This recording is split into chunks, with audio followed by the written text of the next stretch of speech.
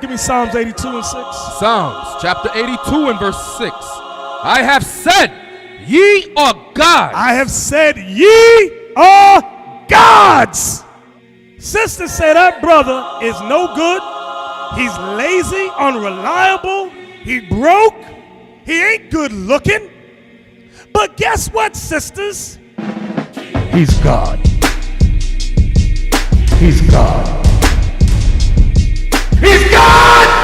That's right. Well, let's look at that first. That's what we want. Now, this, put the link. Now, I really like this, and I hope that this can inspire us, and I'm sure it will. Did you put this up too, Ruben? This article? Thank you.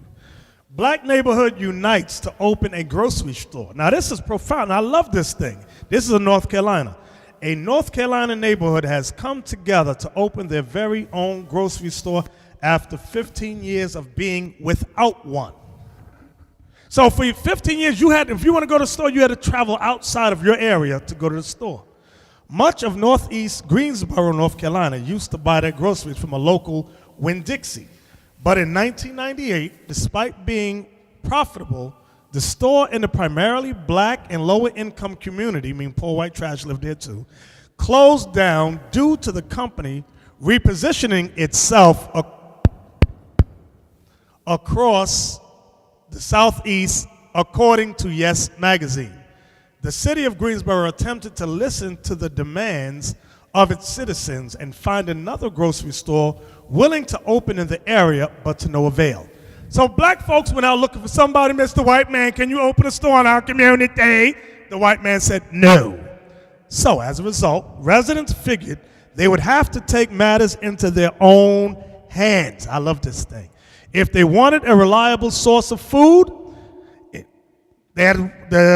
they wanted a reliable source of food, period. In 2012, community members and leaders gathered to form the Renaissance Co-op Committee, RCC.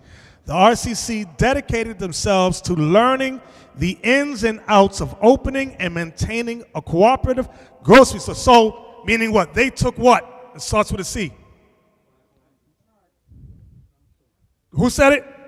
Counsel. They sought counsel. They sought counsel. How to do it. They were not familiar with or had the understanding of or the necessary knowledge of how to open up a grocery store, the ins and outs of it, what you need to do to succeed. Okay, where am I at, Abiel? Okay, RCC. The RCC dedicated themselves to learning the ins and outs of opening and maintaining a cooperative grocery store according to the store's webpage. In 2013, the RCC elected its board of directors for what would become the Renaissance Community Co-op, including a black president. All right, so now let's go down to the video. Does that video play right there? Okay. Put the link up for them online. So black folks got together with poor white trash and was able to do something. Now, this is just to inspire us as we come into this truth to do greater and better things. Come up. I want a grocery store. I want a grocery store. I want a grocery store in my neighborhood. In my neighborhood. a place where community, health, and wealth grow with every purchase. We want a grocery store that we own. We own along with our neighbors. I need to be able to walk to my store. I want a store I could walk to. I want a store that offers good jobs. And a living wage. Something that we could call our own. Something that we could be proud of. We want a co-op. We want a co-op. We want a co-op. Where the employees look forward to going to work. I want a grocery store that doesn't pick up and leave, but that is given back to me as I'm giving to it. So we can decide what is sold in our neighborhood. I want a grocery store where the profits go back into our community. I want a co-op that helps us raise healthy children. That keeps my daddy healthy. We want a store that sells food. I want vegetables. I want vegetables. I want ice cream. I also want ice cream. I love me some ice cream. But this is something that we can own a part of. Don't you want to join us I hope you do. And you can also say it's my store. Make it personal. Make it all about you. You can walk in with your head held high. You can walk in knowing that I've played part in this, that this is a legacy I can leave behind for my children. This is something that I can tell them forever, that we have put our mark here, that we have made this happen. Oh, yeah. Now, that's a good thing. That's a very, very good thing, and it definitely should inspire us. Go ahead. You know what's powerful about that is because just from doing that, that will open up other opportunities, because they're going to need trucks to bring things in. They're going to need farmers. They're going to need all kinds of suppliers to work with this store. So that's going to inspire other avenues of business. Okay, that's what you got to see when you see something like this here, because what it will do, it will spawn ideas in other areas, and it will become a collective community type of thing. And that's how you take over the planet, so you can understand. Exactly. By little examples like this. I just want to make another statement concerning the commercial that we saw, because I was listening to the part where they said that when he goes to work, he can come in with his head held high. That's right. The reason, what's the difference between him holding his head up high when he's coming to a job that he has part ownership, as opposed to going to somebody else's job? When you own something, you take pride in it. When it belongs to you, you would take stock in it. You understand? We had this, me and Deacon Asaph, we had this conversation years ago when we were talking about the reason why they speak about the black communities, projects, and so forth, and the reason why it's so run down is because the people don't own it. Once they begin to own it, then their mentality will change. That's what happens when you own things. When you own things, you will take stock in taking care of it, usually. Give me Jeremiah 29, and let's start at verse 4. I want y'all to understand that we have a lot of work to do as Israel. Knowing that we're Israel and the white man is the devil, that ain't the end all. There's more work that needs to be done. Getting people's minds right, we have to set in order. Come on, Captain. Jeremiah chapter 29 and verse 4. Thus saith the Lord of hosts, the God of Israel, unto all that are carried away captives, whom I have caused to be carried away from Jerusalem unto Babylon. This is during the time of Nebuchadnezzar. Go ahead. Build ye houses and dwell in them. Now remember, we were going to be in Babylon, ancient Babylon, for how many years, brothers? 70 years, 70. We've been here in this spiritual Babylon for almost 400 years. Watch what he says, verse 5 again. Build ye houses and dwell in them, and plant gardens and eat the fruit of them. Now I know in Texas they have a, maybe I don't word it right. They have a, what they got? They're farming, right? They have a farm. Thank you. Go ahead. Take ye wives and beget sons and daughters, and take wives for your sons, and give your daughters to husbands, that they may bear sons and daughters, that ye may be increased there and not diminished. Any Israelite that tells you, although we've been here 400 years, do not obey what we just read, he's an idiot, and if you listen to him, you're an idiot. We ain't got to get no homes or houses, or we ain't got to do nothing. Right, coming back tomorrow. You simple as hell. Yeah, but you can get white women, right? Yeah, right. Read on. And seek the peace of the city, whither I have caused you to be carried away captive. When it says seek the peace of the city, that does not mean don't teach the Bible. You're still supposed to teach the truth out there, but don't be doing what? Breaking laws. That's all he's saying. Don't be robbing and stealing, raping. Don't do that. That's what Jeremiah is telling us. Read that verse again. And seek the peace of the city, whither I have caused you to be carried away captives, and pray unto the Lord for it. For in the peace thereof shall ye have peace. And we want peace. Now, listen. Get me Sirach 37, because it said that they consulted first before they got that grocery store. So that's something that our people hate to do. A lot of our people don't like to seek counsel. Sirach 37, let's start at verse 7. The book of Sirach, chapter 37 and verse 7.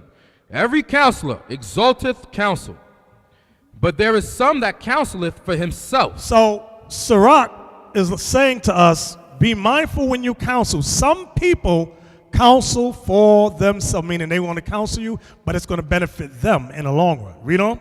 Beware of a counselor, and know before what need he hath, for he will counsel for himself, lest he cast a lot upon thee. So before you counsel with somebody, know what need he has before you counsel with him. I told you that story before. Years ago, we would counsel about, is pornography wrong? Now, half the brothers on the council was in love with pornography. So those are the wrong ones to counsel with. Why? Because they liked it. Know what need he has before you counsel with him. Read on. Verse 9, and say unto thee, thy way is good, and afterward he stand on the other side to see what shall befall thee. Go ahead. Consult not with one that suspecteth thee. Don't consult or counsel with somebody that doesn't like you. He or her has an issue with you. He suspects you of evil. Don't counsel with them. Go ahead. And hide thy counsel from such as envy thee. And somebody that's jealous of you or hates you, don't share your counsel with them. Go ahead. Neither consult with a woman touching her of whom she is jealous. You see a sister you interested in, right? She walked through the doors. Oh, she's pretty, she look good. But you know the sister to the right is mad jealous. She's sitting, look at her. She thinks she's cute. Now you want to talk to that sister to ask her what she think about that new sister that walked in.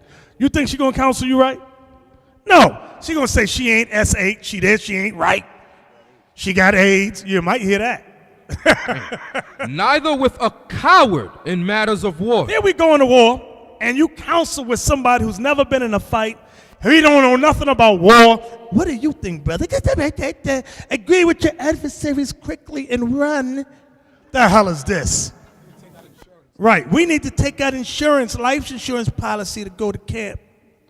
We've heard that before. We have heard that. Don't counsel with a screaming, scaredy cat brother about war. You men understand that? Yes, so you captains, be mindful. Now, everybody in here ain't mighty man. Everybody say, oh, I'm a mighty man. Yeah. But you might be mighty mouse, but you ain't mighty man. Now, some of y'all taking the test. I'm telling you, captains, listen good. You got some brothers who are very good with the scriptures, but they're scaredy cats. Be mindful of these spirits. Then they want to take I want to lead a camp. Are you kidding me? So you can't have a coward over at camp, brothers, or scaredy brothers in camp. Y'all got to just chill, wait, till you build your spirit up. Where we at, Captain Isaac? Verse 11. Go ahead. Nor with a merchant concerning exchange. Right, because he going to counsel you so he get the best wages that favor him or her. Go ahead. Nor with a buyer of selling. Nor with an envious man of thankfulness. Don't talk with a niggard about being thankful. He or she don't have that spirit on him. Go ahead. Nor with an unmerciful man touching kindness. You got a brother who don't know nothing about mercy. You want to counsel with him about mercy? It's the wrong one to do it with. Go ahead. Nor with the slothful for any work. You going to talk to the laziest brother in Israel about starting your own business. You're crazy. You talk with Mr. Sloth himself. Go ahead. Nor with an hireling for a year of finishing work. Go ahead. Nor with an idle servant of much business. Hearken not unto these in any matter of counsel. So the Bible tells you who not to listen to when it comes to counsel. So, yeah, go ahead. When it says nor a hireling, I'm sorry, my glasses. Nor with a hireling for a year of finishing work. What does that mean?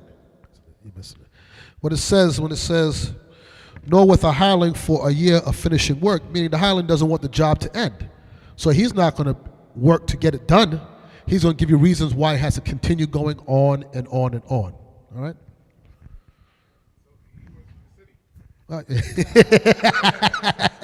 Right. Verse 12. Come on, watch this. But be continually with a godly man, whom thou knowest to keep the commandments of the Lord, whose mind is according to thy mind, and will sorrow with thee if thou shalt miscarry. So Sirach says, be continually with a godly man, one who you know keeps the commandments. That's the first thing you brothers got to brothers and sisters know. before you deal with counsel. Go ahead. And let the counsel of thine own heart stand. For there is no man more faithful unto thee than it. Come on. For a man's mind is sometime wont to tell him more than 7 watchmen that sit above in a high tower. So that's when you're in your mind, you already have your mind set up of what you're going to do. Once you do it, do what you're going to do. Go ahead. And above all this, pray to the Most High, that he will direct thy way in truth. So the main thing above all things, you want to pray to the Lord before you take part on any matter. Go ahead. Let reason go before every enterprise, and counsel before every action. Now that's the part I really want to get to. Read 16 again. Let reason go before every enterprise, and counsel before every action. Go ahead, read it again. Let reason go before every enterprise, and counsel before every action. So what we saw in Greensboro, North Carolina, they took counsel, they reasoned about a supermarket. Now I'm getting somewhere with this. I'm getting somewhere with it. We just read who not to counsel with in business, correct, brothers? Okay, so now we're going to get to the topic. I know I've not gotten to the topic yet, but now we're getting to the Godfather topic. In this truth, we need a lot of things. We have a lot of teachers. Brothers are excellent in teaching from state to state, and that's good. That's wonderful. But based upon what we read in Jeremiah 29, there are other things we need in this truth. We always, brothers be getting in trouble. We need lawyers. How about that?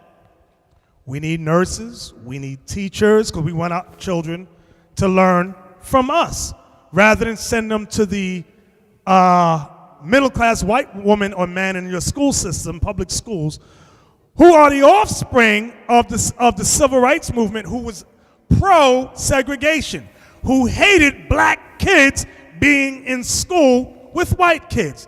These are our teachers now of our children. So we want to get to a point where we teach our own kids. Okay, everybody understand that?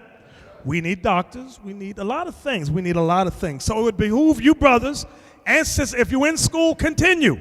If brothers and sisters come in the truth, they're in school, encourage them on. Brothers, listen good. You get some sisters, you marry some sisters, they go, oh, I'm married now. Guess what's one of the first things they do? Drop out of school. That's a no-no. That's a no-no. When a sister, I'm going to start with the sister decide I'm going to drop out of school, she's telling you, I want to be your ball and chain. She's not there to be a ball and chain for you, brothers. She's there to be what, brothers? No, he said that thing quick. Help me! Damn it! Bang the table. Help me!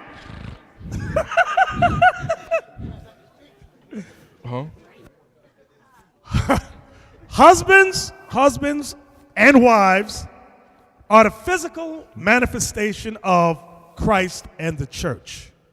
I'm going to say it again. Husbands and wives are the physical manifestation of Christ and the church. Give me that in Ephesians 5.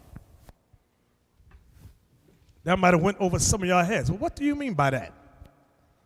Paul told you a great mystery about marriage. Some of you young men don't understand marriage. You always want to get married. Ephesians 5 and verse 31. For this cause shall a man leave his father and mother. Shall a man leave his father and mother? Sisters, some of y'all get hooked up with some of these men, and they will not leave father or mother. They are your proverbial mama boys. And if you decide, sister, without counsel, I'm going to marry him, shame on you. We're not going to have counsel with you every week because you, sister, are a dummy. We told you. You have been warned. He's a mama's boy. He's not ready yet. He still lives with mommy and daddy. I'm going to marry him. He looks sexy. Well, you go ahead and marry him then. We ain't counseling with you week after week because now here she come. He always put his mama first. His mama say this. He threw it in my... And I'm pregnant. Sister, you would use a dummy. We warned you in the beginning. You didn't listen to us. Or you didn't seek counsel prior to getting with him. Because there's a lot of situations, they don't come to us as fathers in this truth and ask us, what do they see? And I'm talking about, I don't care what age you at. You come in this truth, you could be 50 years old. You came in here last week, you're a week old. and you come in here and these guys, you have your sidebar because you think you're of age and you're speaking and you get caught up. Then after the fact, then you come to us to fix it. We can't fix it now. Too late. You're married. You got a big baby Huey on your hands. My mama done told me. Read that again, Captain. Ephesians 5:31. For this cause shall a man leave his father and mother. So the first thing you brothers need to understand, when you decide to get married, leave your mommy and daddy. And shall be joined unto his wife. And joined unto his wife. And they two shall be one flesh. Come on. This is a great mystery. Y'all hear that? Marriage is a great mystery. Go ahead. But I speak concerning Christ and the church. Marriage represents Christ and the church. That's what we as a people have not realized yet. We just think it's marriage. No, brother, you represent Christ in the house. The woman represents the disciple in the house. So, brothers cry, I want a wife, brother, I want a wife. Brothers cry, I want to get married, I want a wife, I want a wife, I want a wife. Not realizing the level of responsibility they're asking for. You men, when you say you want a wife, you're saying you are ready for a level of responsibility you have never seen before. And some of you brothers, you want to get married, but you don't realize your responsibility to your wife in this truth. Sisters, some brothers want to marry you, not to build a family at all. They don't want to build a family. They want, as I said, they want that sexual release. When I get that feeling, you know, that's all they want. That's all they want. Then you sisters realize that you have laid down with a black devil, a black or Latin devil. Because he ain't about nothing. He laying home scratching. That's all he do. He don't work. He don't provide nothing. All right? And then once they get that release, I'm going to tell you, sisters, the real them comes out. That's how men are. Once we explode, you know. Woo! You're going to see the real us within an hour or two. You're going to see the real us. Brothers, I'm going to tell you something. Women are not as easy as that. The real them, it takes a little while longer.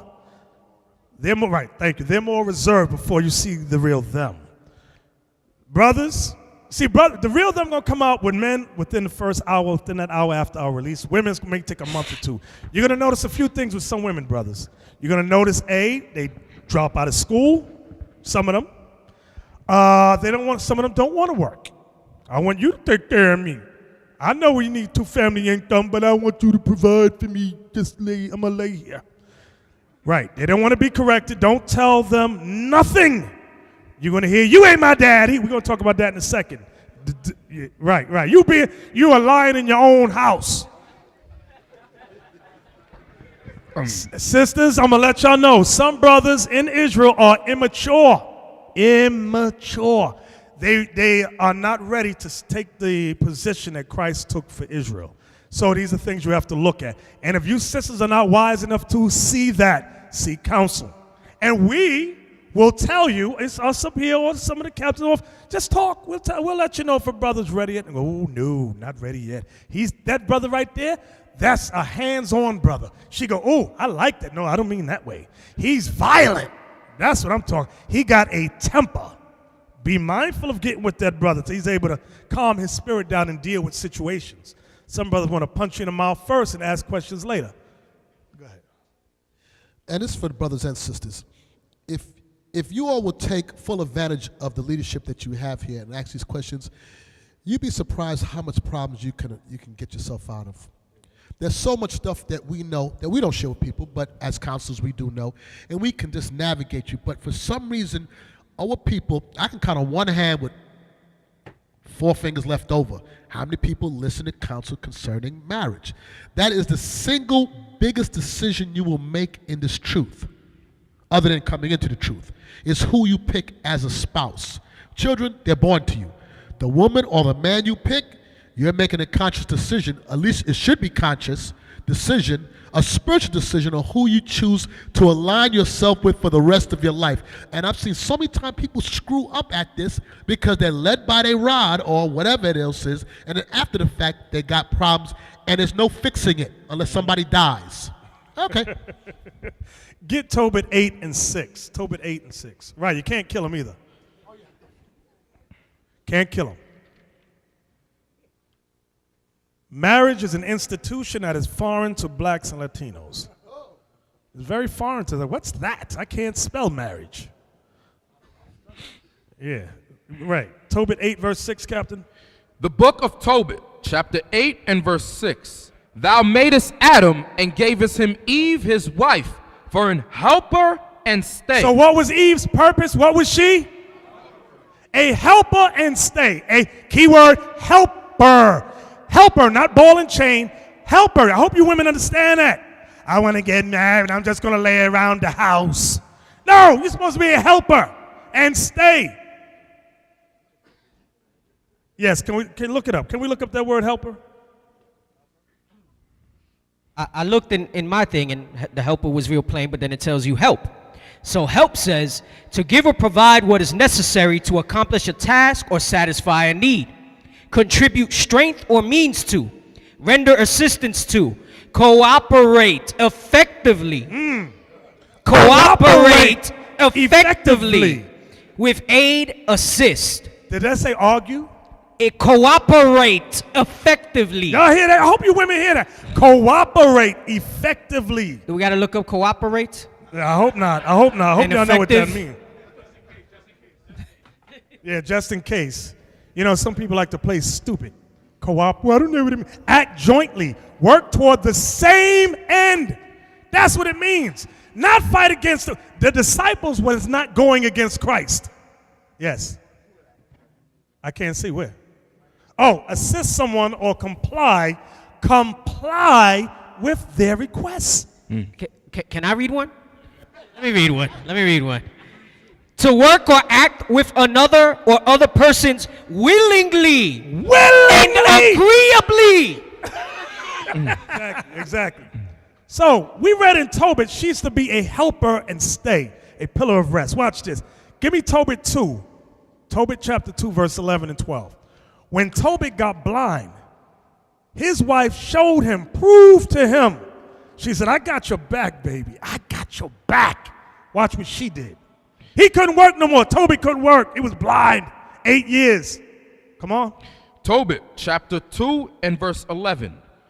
And my wife Anna did take woman's works. My wife Anna did take woman's work. Go ahead. To do.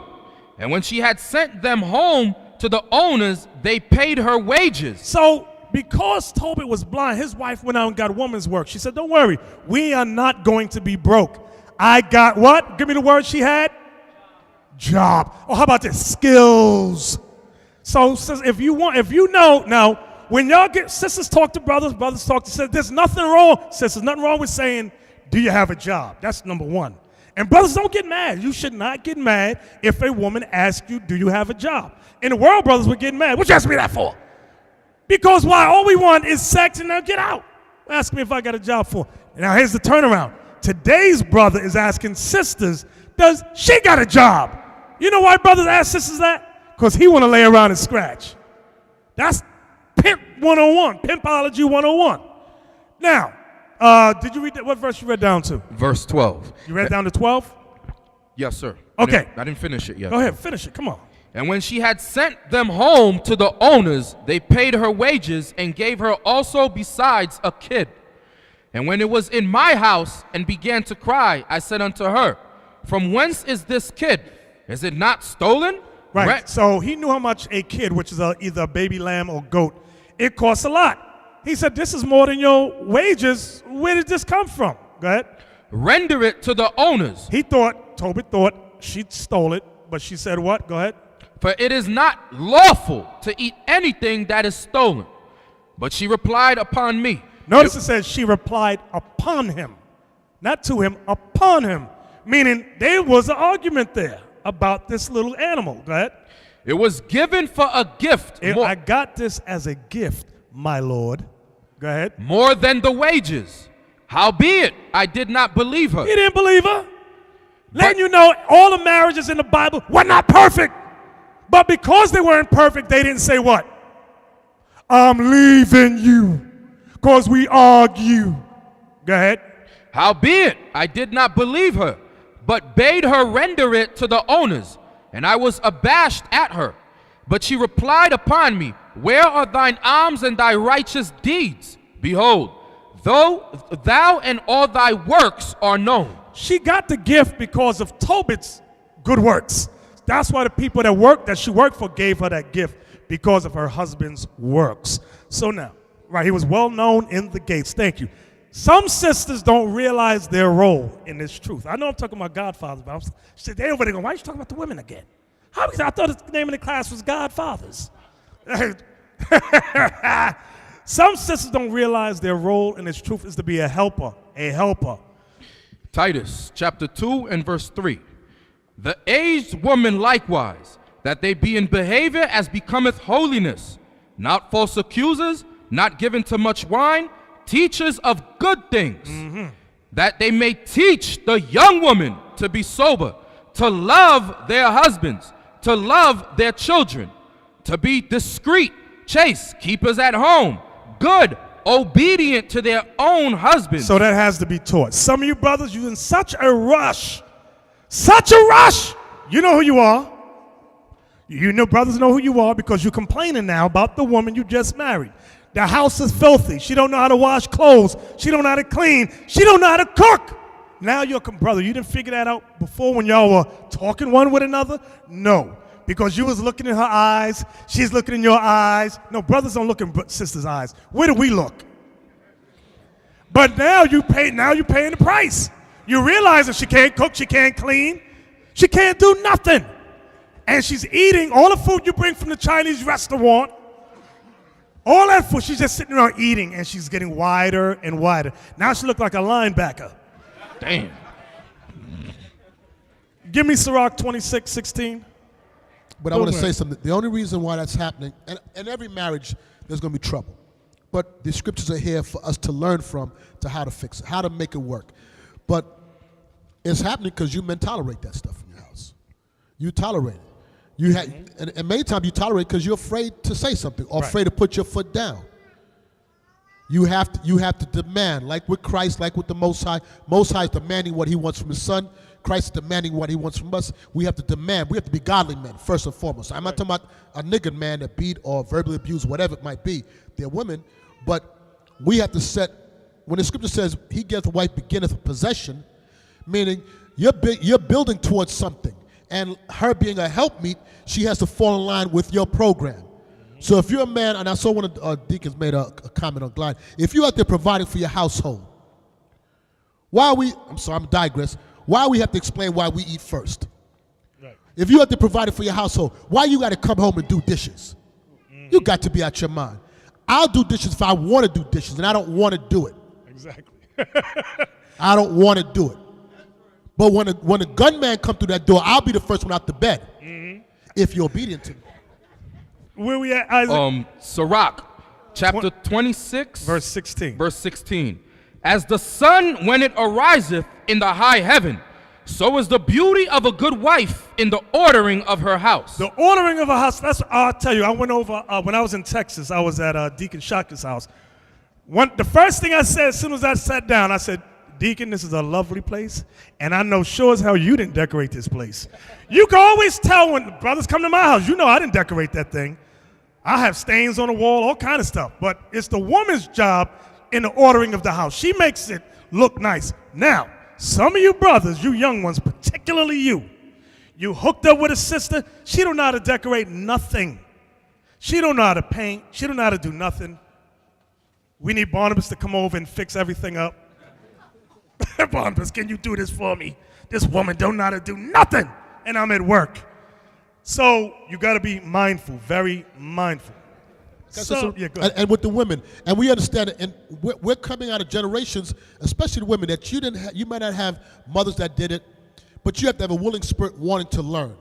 You have to want to learn, and that's why you have the elder sisters to go to so you can learn from that. Also with you men are learning how to be men. You have to come for counsel to learn how to fix it. All these scriptures we're going over is that we can fix the black family, that we can work together. That's right. All right? Exactly. So now, sister's sitting there going, but my man is no good. He's no good. He's shiftless. He don't work. He don't even compliment me on nothing. That's the woman, one of the big things. He don't compliment me. Sister say that brother is no good. He's lazy, unreliable. He broke. He ain't good looking. But guess what, sisters? He's God. Right? Hey, all the brothers ain't clapping at me, y'all. They don't understand what's going on. Let me say it again. He's God. That's right. Sisters ain't clapping at that. Look at that. Mm-hmm. All right, okay, all praise. Some of them clapping. Some of them clapping. All praise. They have redeemed themselves. Some of them sitting there like an ostrich going, mm-hmm. Read me that scripture. Some of them online going, what do you mean he's God? There's only one God. Give me Psalms 82 and 6. Psalms chapter 82 and verse 6. I have said, ye are gods. I have said, ye are gods. Go ahead. And all of you are children of the Most High. And all of you are children of the Most High. Go ahead. But ye shall die like men. But you shall die like men. That means we went into slavery. We lost our power. We lost our authority. We lost everything, sister. We lost everything. Even in slavery, the white man made sure we didn't have a leg to stand on. We get married, they would take our wife and send her to the next county to get another man. That's what happened. Then they introduced welfare. They said, okay, we're going to pay for your food, clothing, water, shelter, but you cannot have a man figure in the house. Some women said, okay, I want that. And you know what? The women that complained about the man ain't no good is the same ones who would be on the public assistance, have the welfare, who have accepted the white man's financial handicap to your life, and then complain. Well, sister, wait a minute. Did you accept the public assistance where there could be no man? Yes. So why you now in the same voice, you're saying a man is no good, he ain't home?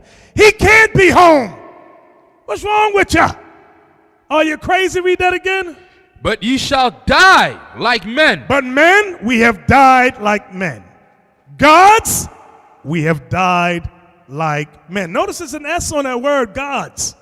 It's talking about the men of the Most High, his sons. Let's go New Testament now. Get me Romans 8:19. Brothers, listen good. Sisters, listen good to this thing here. The book of Romans, chapter 8 and verse 19. For the earnest expectation of the creature waited for the manifestation of the sons of God. Sisters, I want y'all to understand something about that no good, lazy, shiftless, unreliable black man or Latin man. Everybody's waiting for his manifestation of the sons of God. The entire planet Earth is waiting for him to take his rightful place. And sister, you're going to get your glory only when he gets his glory. Your glory is to support him. When you support him and he gets into that throne, you're going to get your honor, your praise. All that you look for, you shall have. But if you are a scorpion, always biting him, stinging him, oh, you're going to get something all right. Get me Ezekiel 34:31. Sisters always complain. Let me reword my words. Some sisters complain, there's the Bible written in the masculine form. Some scriptures ain't written in masculine. We're going to read them tonight too. The book of Ezekiel, chapter 34, verse 31. And ye, my flock, the flock of my pastor, are men. That's right. Everybody need to understand that thing. God says the flock of my pasture are men, not women. Men. So sister, he might be no good, unreliable, shiftless, but that's why he's here, to get his mind right. He might not be marriage material yet, but give him time. We're working with him. We're trying to build him up. And when he's ready for you, we're going to say, all right, sister, he's ready for you. Take your king. Take your Lord. And it's a beautiful thing when you follow it in that order. Give me Proverbs 8 and 4. The book of Proverbs, chapter 8 and verse 4. Unto you, O men, I call, and my voice is to the sons of men. Y'all see that thing? That thing is beautiful. And my voice is to the sons of men. Does that mean that God doesn't deal with women, brother? No, it don't mean that, but there is an order. And man is first, numero uno, primo. Understand that. It's never the other way around. Now, here we go. Isaiah 13:12. Isaiah 13:12, brothers, you are the godfathers. You are. And this class is going to big you up. We're going to strengthen you. We're going to help you. And if the sisters are in the right frame of mind, she's going to do the same thing. The book of Isaiah, chapter 13 and verse 12. I will make a man more precious than fine gold. Y'all see that? Go ahead. Even a man than the golden wedge of Ophir. I will make a man. Because right now, man, we ain't nothing in society. Last hired, first fired. Women get the better jobs. They're put in positions of authority over the man. That's all right. That's okay. Understand. There's examples in the Bible. There was an example in the scriptures of a sister who was made head over an entire empire. Okay, give me the book of Esther. Sisters, listen good. You might, when you leave home, sisters, some of y'all in here got good jobs. I know. Sisters online, we get emails all the time, they got good jobs. Very good jobs, and they make very good money. You want to get with a man who understands that, but more importantly, sister, you want to understand your role. Because some women think, I make more cheddar than you, I'm better than you. I'm running things up in here. I run the house. I wear the pants in the house. Let's see if Esther said that thing. Esther, chapter 9, verse 29. Then Esther the queen, the daughter of Abihail, and Mordecai the Jew, wrote with all authority to confirm the second letter of Purim. So when you read this history, Esther used her authority to benefit who? Israel. She didn't forget. She did forget. Mordecai had to put her back in the right frame of mind. But when she got back in her right frame of mind, she used her authority over the entire Persian Empire to save her people, Israel. That's what she did. That's what women have to have in their mind. They have a position of authority. Okay, let me use this to help my people. Let me use the monies I make to support my nation, my people, my family, my husband. Give me 1 Corinthians 11:3 now. So now, sister, you understand as a helper and stay, you have to use your power, your authority, your know-how to support your nation of Israel, support your family, support your husband. That's your job when you have that authority in the world. And men, if you marry a sister who has authority in this world, don't pull her down. Don't try to destroy her. Come on. 1 Corinthians chapter 11 and verse 3. But I would have you know that the head of every man is Christ, and the head of the woman is the man. That's what the Lord is looking for. He's only looking for women that acknowledge that thing. When a woman has an attitude and does not acknowledge it, the Lord can't use her. She's in that Christian 50-50, my way or the highway frame of mind. God cannot use her. Maybe in the evil sense he can, but not in righteousness, because her mind ain't right. Now, give me Galatians 3, because here's the Christian woman's ammunition. Against all the scriptures we read, the Christian woman will run here. Galatians 3, 28, 29. The book of Galatians, chapter 3 and verse 28. There is neither Jew nor Greek. There is neither bond nor free. There is neither male nor female. For ye are all one in Christ Jesus. And if ye be Christ, then are ye Abraham's seed and heirs according to the promise. So the subject of verse 28 and 29 is being Abraham's seed and heirs. What's that next word? Heirs of what? According to the promise. According to the promise. So when Paul says there's neither Jew nor Greek, it's in keeping it in context. He's talking about being an heir to promise, correct? So being an heir, when he says there's neither Jew nor Greek, who can explain that part right there? There's neither Jew nor Greek. 1, 2 hands, 3 hands. Let me hear Reuben. I haven't heard you tonight. The history between Israel and the Greeks is 2 Maccabees 6 and 6 through 9. When Ptolemy said, Israel, you cannot keep the custom of the Israelites. You have to be converted to be a Greek. So when Paul was saying that, he was saying, the Israelites that were scattered abroad who were Greek, they were keeping the Greekish laws, not the Israelites' laws. That means they were calling themselves Greeks or whatever they were. So in essence, when he says it's neither Jew nor Greek, meaning all Israel is going to inherit be heirs of the promise. Everybody understand that? So now, it said there's neither Jew nor Greek, bond nor free. What's that part? Bond nor free. Bond nor free. Bond nor free. This young man right here. Jezreel, you said your name was? Okay. Bond nor free. Meaning slave or free. Slave or no slave. Okay. Get me the scripture. I believe it's in Acts. It might be 21, 22, where they asked Paul, how did you get this? Paul, how did you get this freedom? I want that one. Acts 22 and what verse? 28. Okay. The book of Acts, chapter 22 and verse 28. And the chief captain answered with a great sum. Start above it. Start above it.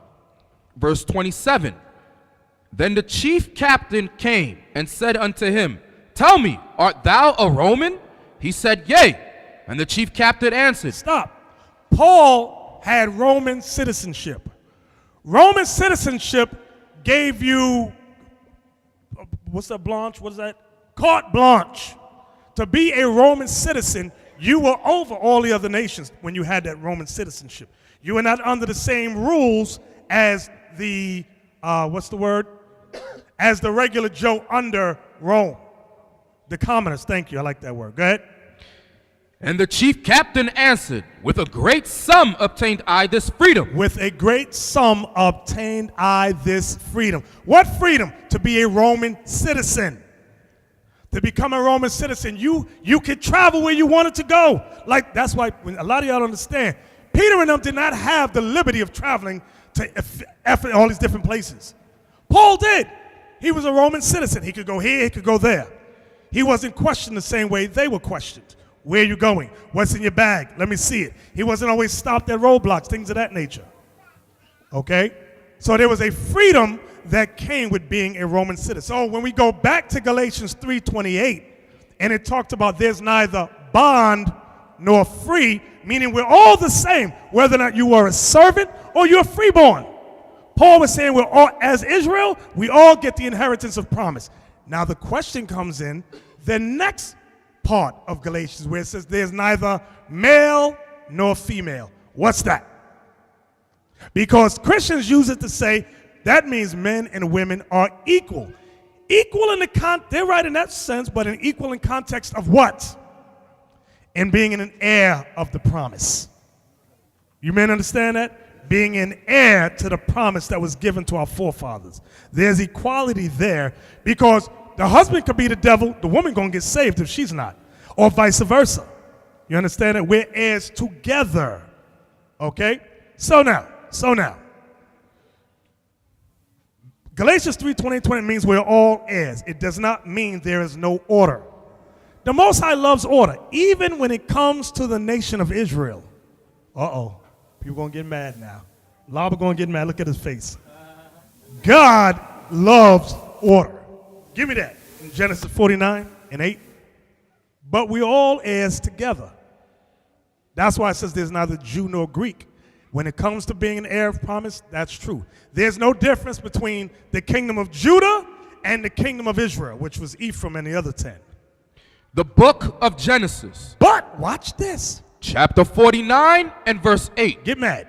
Judah, thou art he whom thy brethren shall praise. Get mad now. Thy hand shall be in the neck of thine enemy. The Most High said, Judah, or he looked at all the 12 tribes and said, Judah, you're the one thy brethren shall praise. Let's see why. It says your hand shall be in the neck of thine enemy. Why? Give me Zechariah 12:7. The Most High is about order. Now, I want you to understand, just because you're Judah, don't mean that you're part of the 144. Some Judah is level 3 retarded. I'm going to tell you straight. Some Judah ain't right.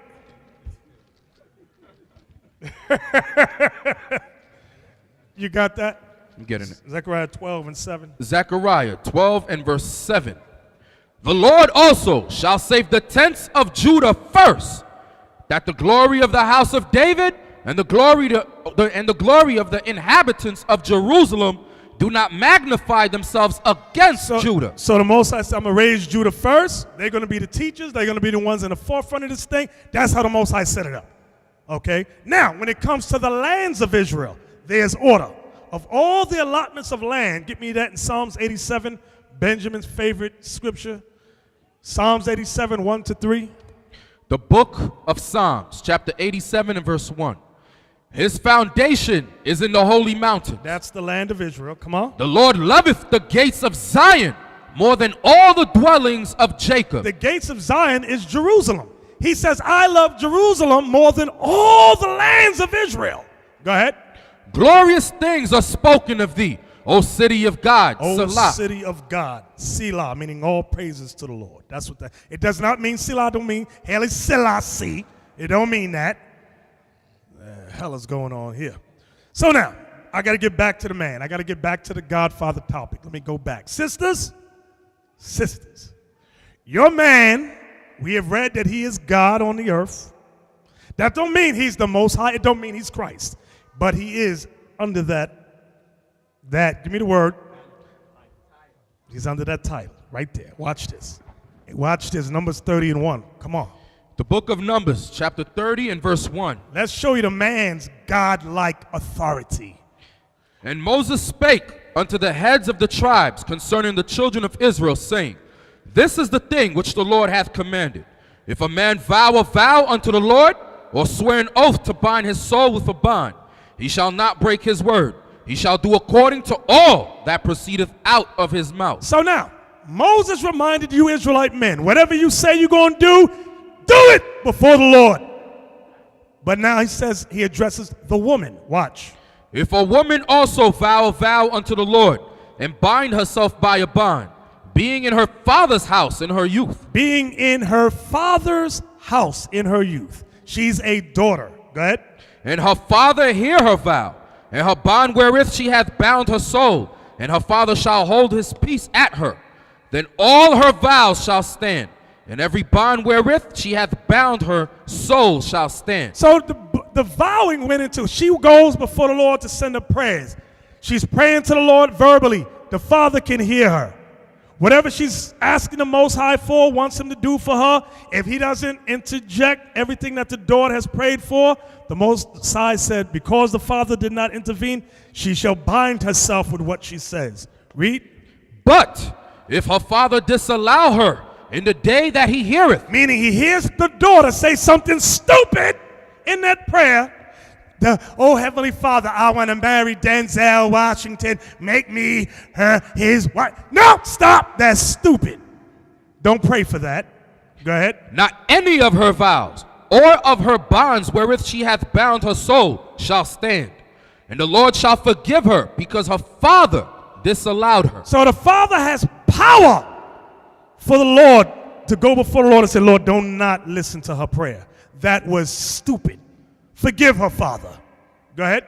And if she had at all in husband. Now this is for you married sisters who complain about your man being no good, shiftless, unreliable, a bum. Go ahead. When she vowed or uttered out of her lips, wherewith she bound her soul, and her husband heard it, and held his peace at her in the day that he heard it, then her vow shall stand, and her bonds wherewith she bound her soul shall stand. Go ahead. But if her husband disallowed her, meaning, Lord, don't listen to this simple wife of mine. That was stupid. Don't honor that prayer which she just vowed. Do not honor that. Go ahead. On the day that he heard it, then he shall make her vow which she vowed, and that which she uttered with her lips, wherewith she bound her soul, of none effect. Of what effect? Of none effect. Now that's some power you brothers didn't know you had. Some of the women didn't know. authority to do that? Yes. He is God. I'm telling you. So if you pray something stupid, brothers, just lift it. Lord, don't listen to that prayer. That was stupid. That was a feminist movement. Do not listen. God, kill him. I'm mad at him. He didn't wash the dishes like I asked him to do. Lord, don't listen to nothing she's saying. Go ahead. And the Lord shall forgive her. But every vow, it goes into the widow now. I want it. But every vow of a widow and of her that is divorced. This is for the woman who is a widow. She don't have a husband, and she that is divorced don't have a husband. Wherewith they have bound their souls shall stand against her. And if she vowed in her husband's house or bound her soul by a bound. So the widow or the divorced woman, whatever she prays, it's going to stand. Most of us, okay, there's no man there to shut it down. It's going to stand. As stupid as it is, it's going to stand. Go ahead. And her husband heard it and held his peace at her and disallowed her not. Then all her vows shall stand, and every bond wherewith she bound her soul shall stand. But if her husband hath utterly made them void on the day he heard them, then whatsoever proceeded out of her lips concerning her vows or concerning the bond of her soul shall not stand. Shall not stand. Go ahead. Her husband hath made them void. Her husband hath made them. This is some powerful stuff here, brothers. Go ahead. And the Lord shall forgive her. And the Lord shall forgive her. Come on. Every vow and every binding oath to afflict the soul, her husband may establish Her it. husband may establish it. Go ahead. Or her husband may make it void. Or her husband may shut it down. Go ahead. But if her husband altogether hold his peace at her from day to day, then he establisheth all her vows, or all her bonds, which are upon her. He confirmeth them, because he held his peace at her in the day that he heard them. Be mindful, you scaredy brothers. You hear the woman say something stupid, and you don't want to say nothing because she might yell at you. You simple as hell. You bound yourself to that stupidity too. Go ahead. But if he shall any ways make them void after that he hath heard them, then he shall bear her iniquity. You're going to bear the iniquity. If she prayed something evil and stupid, it might be your own death. God, kill him. And you don't say nothing. Okay, go ahead. These are the statutes which the Lord commanded Moses between a man and his wife, between the father and his daughter, being yet in her youth in her father's house. So now, does that mean God does not deal with the woman? No, it does not mean that. Now, sisters, when we read this, some sisters read about how the Lord used certain women, and they use those scriptures to mean, I am superior to the man. It goes, the ranking system is God, Christ, woman, then man. They're insane. I am right. Now, you mentioned the word prophetess. Brothers, listen. If a sister has to tell you she's a prophetess, chances are she's the devil the Bible speaks of. Because guess what? If she is a prophetess, it's going to come out. Everybody's going to acknowledge, hey, this sister such and such said this some time ago. Oh man, the Lord was dealing with that sister. It's going to be revealed. When she has to go to you and go, I'm a prophetess, I'm a prophet. She's the devil. She's Juanita Bynum.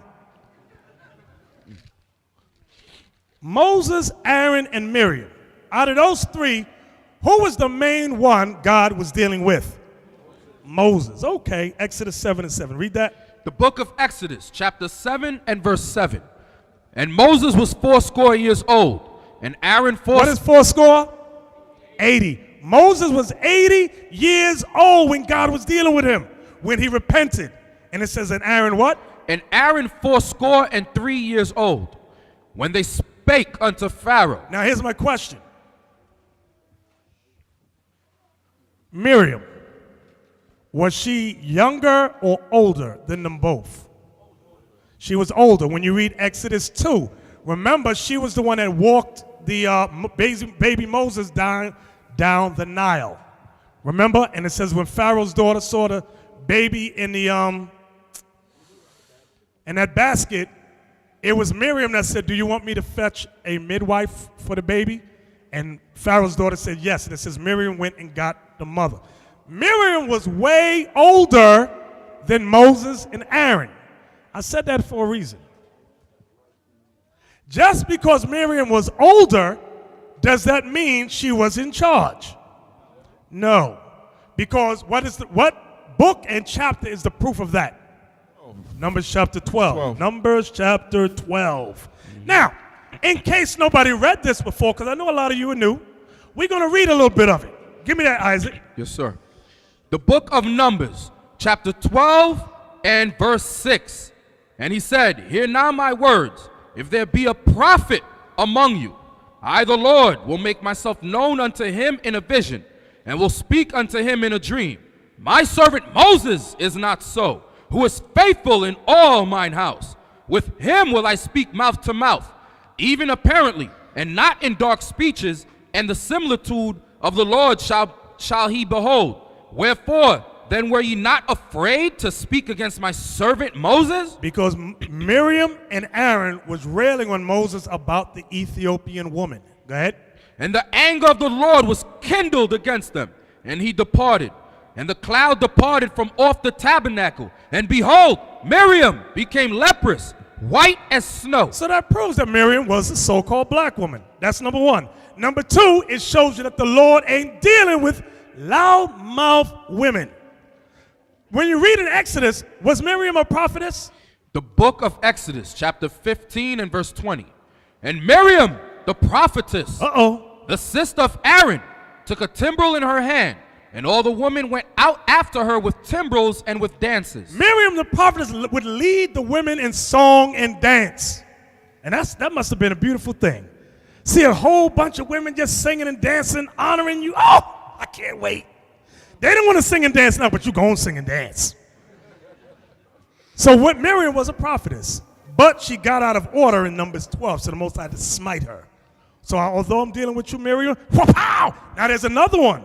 In Acts, it said there Philip had 7 daughters. Acts 21, verse 9. I'm reading this to show you that the Lord does deal with certain sisters who stay in order, who are respectful of the order. Come on. Acts chapter 21 and verse 9. And the same man had 4 daughters, virgins, which did prophesy. Virgins which did prophesy. Now there's 2 kinds of prophesying. One prophesying is when you're reading the scriptures like it says in Revelation 19 about the spirit of, it says, testimony of Jesus is the spirit of prophecy. That's when you're going through the scriptures. The second kind is when you have dreams and visions of things which will come to pass in conjunction with this. So that's the second kind. So now, I'm going back. So we read all of that to show you that God does deal with women. He deals with men, but there's always an order. He deals with all the tribes. There's an order. He loves all the lands of Israel, but there's an order.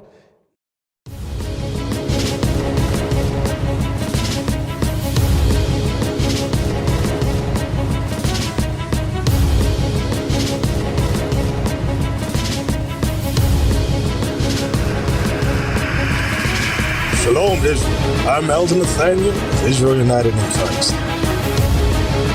YouTube likes to shut our channels down, as some of you have noticed, ever so often. Subscribing to join IUIC will assure you will always stay connected to our YouTube accounts. We want to do our best to make sure this truth gets out. Please click and join our subscriber YouTube channel called Join IUIC to stay linked to all of our videos. So again, please make sure you subscribe to this Join IUIC channel to get your latest updates from all our YouTube channels. Shalom.